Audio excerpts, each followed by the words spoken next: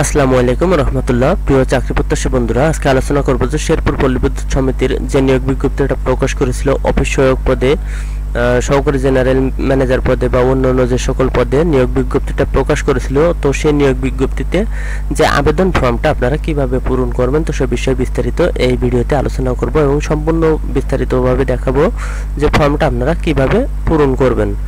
তো সম্পূর্ণ বিষয়টা দেখার আগে যারা এখনো পর্যন্ত এসআরটিএসবিডি চ্যানেলটি সাবস্ক্রাইব করেননি তাদের কাছে অনুরোধ থাকবে এসআরটিএসবিডি চ্যানেলটি সাবস্ক্রাইব করার জন্য, লাইক কমেন্ট শেয়ার করে পাশে থাকার জন্য, যাতে এমন ধরনের আরও নতুন নতুন নিয়োগ বিজ্ঞপ্তি, আবেদনের বিষয় এবং বিভিন্ন নিয়োগ সম্পর্কে আপনারা জানতে পারেন।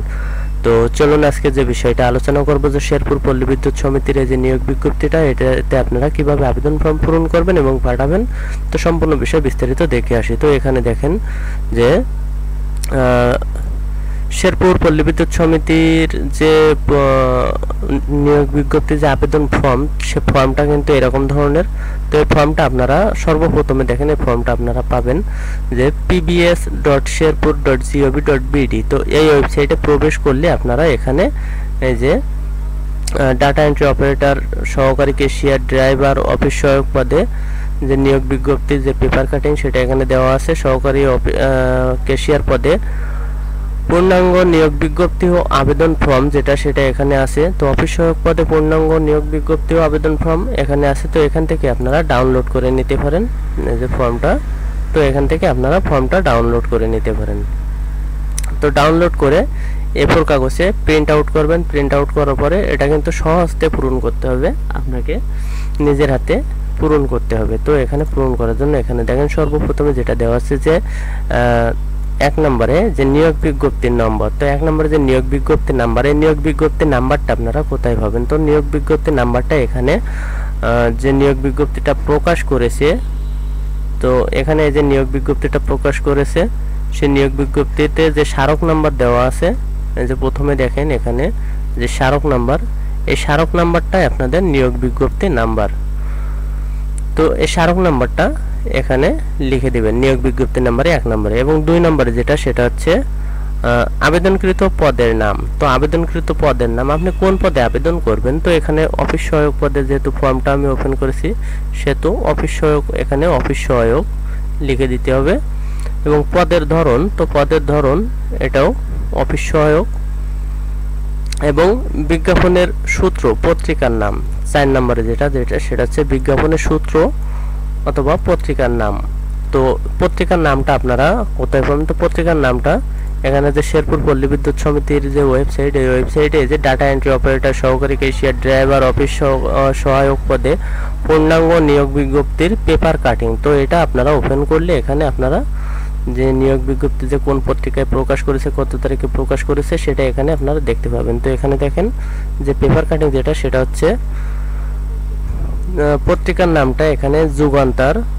তো পত্রিকার নাম দিতে হবে যুগান্তর এবং প্রকাশের যে তারিখ, সে তারিখটা এখানে দেখেন যে 5 নম্বর ক্রমিকে যেটা দেওয়া আছে প্রকাশের তারিখ। তো প্রকাশের তারিখটা এখানে দিবেন যে 25শে মার্চ 2025। তো 25শে মার্চ 2025 এবং পত্রিকার নাম যুগান্তর।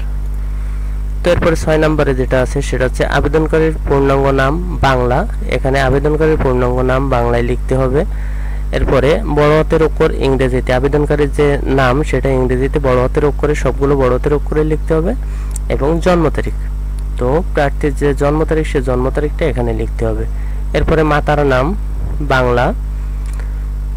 এরপরে 9 নম্বরে যেটা, সেটা হচ্ছে বয়স, তো বছর, মাস, দিন। তো এই যে 15/4/2025 খ্রিস্টাব্দ তারিখ, এই তারিখে অনুযায়ী কত বছর, কত মাস, কত দিন, সে বিষয়টা এখানে 9 নম্বরে লিখতে হবে। তো 10 নম্বরে দেওয়া আছে পিতার নাম। তো এখানে প্রার্থীর পিতার নাম সঠিকভাবে লিখতে হবে। এরপরে 11 নম্বরে আছে ধর্ম, আপনি কোন ধর্ম আপনার, সেটা এখানে লিখতে হবে। ইসলাম ধর্ম, হিন্দু ধর্ম, বৌদ্ধ ধর্ম, খ্রিস্টান ধর্ম। তো আপনার যে ধর্ম, সে ধর্মটা এখানে লিখতে হবে। তো এরপরে 12 নম্বরে যেটা, সেটা হচ্ছে জাতীয়তা। জাতীয়তা অবশ্যই বাংলাদেশি হতে হবে। এবং প্রার্থীর নিজ জেলা, কোন জেলা, আপনার যে জেলার নামটা এখানে লিখতে হবে। এরপরে 14 নম্বরে টেলিফোন অথবা মোবাইল নম্বর। তো এখানে মোবাইল নম্বর অবশ্যই লিখতে হবে। 15 নম্বরে এখানে লিখতে হবে যে 15 নম্বরে বৈবাহিক অবস্থা, তো বিবাহিত কি অবিবাহিত সেটা এখানে টিক চিহ্ন দিতে হবে। এরপরে 16 নম্বরে যেটা সেটা হচ্ছে কোনো কোটা সুবিধাপ্রাপ্ত বক্সের ভিতরে খালি অংশে টিক চিহ্ন দিন। তো যদি আপনি কোনো কোটা থাকে, আপনার যদি কোনো কোটা থাকে তাহলে এখানে টিক চিহ্ন দিতে হবে, না হলে এটা কোনো কিছু দেওয়ার প্রয়োজন নাই। এবার 17 নম্বরে যেটা সেটা হচ্ছে স্থায়ী ঠিকানা। তো স্থায়ী ঠিকানা এখানে প্রথমে গ্রাম, তারপর ডাকঘর, তারপর উপজেলা, জেলা। তো এটা সঠিকভাবে লিখতে হবে। তো এরপরে যে 18 নম্বরে যেটা সেটা হচ্ছে যে স্থায়ী ঠিকানায় প্রার্থীর নিয়োগ পাওয়ার ক্ষেত্রে প্রযোজ্য পেতে ইচ্ছুক। তো স্থায়ী ঠিকানা এবং বর্তমান ঠিকানা যদি একই হয়ে থাকে তো এখানে একই গ্রাম, ডাকঘর, উপজেলা, জেলা তো একইভাবে লিখে দিতে হবে। তো এরপরে যে 19 নম্বরের বিষয়টা কিন্তু একটা গুরুত্বপূর্ণ বিষয়, যে DP pay order postal order number. তো DP pay order postal order number এবং 20 নম্বরে যেটা আছে সেটা আছে DP pay order postal order মূল্য এবং ইস্যুর তারিখ। তো এই যে বিষয়টা এখানে, এই বিষয়টা কিন্তু খুবই গুরুত্বপূর্ণ একটা বিষয়। তো এই বিষয়টা এখানে দেখেন 19 নম্বরে যেটা আছে পে অর্ডার নাম্বার। তো এখানে নিয়োগ বিজ্ঞপ্তির প্রথমে দেখেন যে এখানে যে আবেদনের যে শর্তবলীর যে আছে 6 নম্বরে দেওয়া আছে, যে কোনো তফসিল ব্যাংক হতে শেরপুর পল্লী বিদ্যুৎ সমিতি এর অনুকূলে 50 টাকা মূল্যমানের পে অর্ডার, ব্যাংক ড্রাফট বা পোস্টাল অর্ডার আপনাকে নিতে হবে। তো যে কোনো ব্যাংক থেকে আপনাকে এটা নিতে হবে 50 টাকা মূল্যমানের পোস্টাল অর্ডার।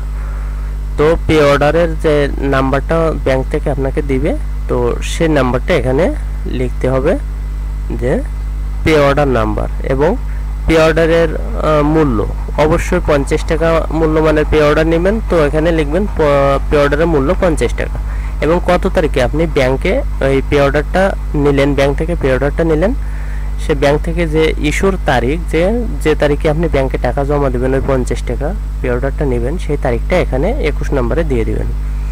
এরপরে 22 নম্বরে যেটা সেটা হচ্ছে প্রার্থীর শিক্ষাগত যোগ্যতা বিবরণ বিজ্ঞাপনের শর্ত অনুযায়ী পূরণ করতে হবে। তো উত্তীর্ণ পরীক্ষার নাম এখানে এসএসসি, এইচএসসি, অনার্স যেটা আপনার আছে শিক্ষাগত যোগ্যতা সেটা এখানে লিখতে হবে। শিক্ষা প্রতিষ্ঠানের নাম, সিজিপিএ বিভাগ অর্থাৎ আপনার পয়েন্ট কত পয়েন্ট সে পয়েন্টে লিখতে হবে। সার্টিফিকেট অর্জনের বছর আপনি কত সালে পাস করেছেন সে বিষয়টা এখানে লিখতে হবে। ঠিক একইভাবে দ্বিতীয় ঘরটাও এখানে পূরণ করতে হবে। যদি আপনি প্রথম ঘরে এসএসসি দেন তাহলে এখানে এসএসসি পূরণ করবেন, এরপরে এইচএসসি, তারপরে অনার্স যদি থাকে তো এখানে আপনার শিক্ষাগত যোগ্যতা যা আছে আপনি সেটা এখানে এইভাবে পূরণ করবেন। এরপরে অভিজ্ঞতা যদি না থাকে তাহলে এটা পূরণ করার দরকার নেই। 24 নম্বরে আছে যেটা সেটা হচ্ছে প্রার্থী সম্পর্কে জ্ঞাত 2 জন দায়িত্বশীল ব্যক্তির পরিচয়। তো রক্ত সম্পর্কীয় আত্মীয় ব্যতীত, অর্থাৎ আপনার আত্মীয় এবং ভাই, চাচা এরকম ব্যতীত অন্য আপনার যে শিক্ষক বা অন্য কেউ এরকম 2 জনের আপনার এখানে রেফারেন্স হিসেবে দিতে হবে। তো এখানে তাদের নাম, পদবি, পেশা এবং মোবাইল নাম্বার এবং ঠিকানা এখানে দিতে হবে। তো প্রথমে 1 নম্বরে এবং 2 নম্বরে এই 2 জনের দুটো ঘরে 2 জনের রেফারেন্স এখানে লিখতে হবে। তো এরপরে যে তারিখ, আপনি কত তারিখে আবেদনটা প্রেরণ করবেন পাঠাবেন সে তারিখটা এখানে লিখে দেবেন এবং আবেদনকারীর স্বাক্ষর, যিনি আবেদন করবেন তিনি অবশ্যই এখানে স্বাক্ষর করবেন। এরপরে যে বিষয় প্রবেশপত্র, তো এই প্রবেশপত্রটা এখানে একটা গুরুত্বপূর্ণ বিষয়, যে কাগজপাতিগুলো আপনি পাঠাবেন তার সঙ্গে কিন্তু অবশ্যই এই প্রবেশপত্রটাও আপনাকে পাঠাতে হবে। তো এখানে দেখেন একটা বিষয় যে অফিস কর্তৃক পূরণীয়, তো এই যে বিষয়গুলো এখানে আছে এই বিষয়গুলো এখানে আপনার পূরণ করার প্রয়োজন নাই, এটা কিন্তু অফিস কর্তৃক পূরণ করবে। এবং এখানে যেটা দেওয়া আছে যে প্রার্থী আবেদনকারী কর্তৃক পূরণীয়, তো এই বিষয়টা আপনাকে পূরণ করতে হবে। তো এখানে পদের নাম, প্রার্থীর নাম, পিতার নাম, যে ঠিকানায় পেতে ইচ্ছুক, আপনার গ্রাম, ডাকঘর, জেলা, উপজেলা, জেলা, মোবাইল নম্বর, তো সেগুলো এখানে সঠিকভাবে লিখতে হবে। আর উপরে যে অফিস কর্তৃক পূরণীয় এই বিষয়টা এখানে ফাঁকা থাকবে, এটা আপনার যখন পরীক্ষার জন্য ডাকবে তখন অবশ্যই অফিস থেকে তারা নিজেরা এটা পূরণ করে আপনাকে পাঠাবে, ডাকের মাধ্যমে আপনাকে পাঠাবে। তো এই ছিল আজকের আলোচনার বিষয় যে শেরপুর পল্লী বিদ্যুৎ সমিতির যে নিয়োগ বিজ্ঞপ্তি সেই নিয়োগ বিজ্ঞপ্তিতে আপনারা আবেদন ফর্মটা কিভাবে পূরণ করবেন। তো এখানে আমি অফিস সহায়ক পদে আবেদন ফর্মটা দেখালাম। তো অন্য আর যে সকল পদ আছে, তো সকল পদের ক্ষেত্রে একইভাবে আপনারা আবেদন ফর্মটা পূরণ করবেন, পূরণ করে পাঠাবেন। তো এই ছিল আজকের আলোচনার বিষয়। আশা করি সবাই বুঝতে পেরেছেন। যদি বুঝতে সমস্যা হয় তাহলে ভিডিওটি রিপ্লে করে দেখবেন, এবং যদি কোনো প্রশ্ন থাকে তাহলে কমেন্ট করবেন। তাহলে কমেন্টে আপনার সমস্যার সমাধান করার চেষ্টা করব। তাছাড়া এরকম ধরনের আরও নতুন নিয়োগ বিজ্ঞপ্তি, আবেদনের বিষয় এবং বিভিন্ন নোটিশ সম্পর্কে জানার জন্য যারা এখনও পর্যন্ত SRTSBD চ্যানেলটি সাবস্ক্রাইব করেননি, তাদের কাছে অনুরোধ থাকবে SRTSBD চ্যানেলটি সাবস্ক্রাইব করার জন্য, লাইক কমেন্ট শেয়ার করে পাশে থাকার জন্য। তাছাড়া এই চ্যানেলের যে সকল নতুন দর্শক আছে তাদের কাছে অনুরোধ থাকবে চ্যানেলটি সাবস্ক্রাইব করার জন্য। তো সবাই ভালো থাকবেন, সুস্থ থাকবেন। ধন্যবাদ সকলকে। আসসালামু আলাইকুম।